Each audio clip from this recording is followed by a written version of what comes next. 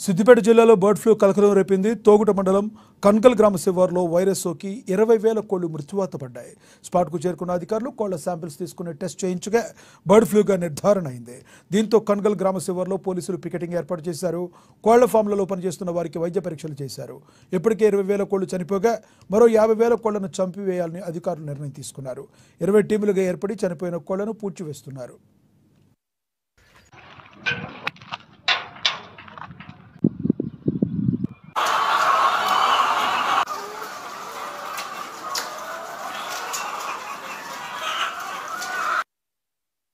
ములుగు జిల్లా వాజేడు మండలంలో దారుణంగా హత్య జరిగింది. పేరూరు పిఎస్ లిమిటెడ్స్లో కొత్త టేకుల గూడెం గ్రామానికి చెందిన గిరిజన యువకుని గొడ్డలతో నరికి చంపారు దుండగులు. గిరిజనుడి హత్యలో గ్రామంలో అలజడి నెలకొంది. స్పాట్కు చేరుకున్న వెంకటాపురం సిఐ బండార్ కుమార్, పేరూరు ఎస్ఐ గుర్రం కృష్ణప్రసాద్ వివరాలు సేకరించారు. ఘటనపై కేసు నమోదు చేసుకుని దర్యాప్తు చేస్తున్నారు.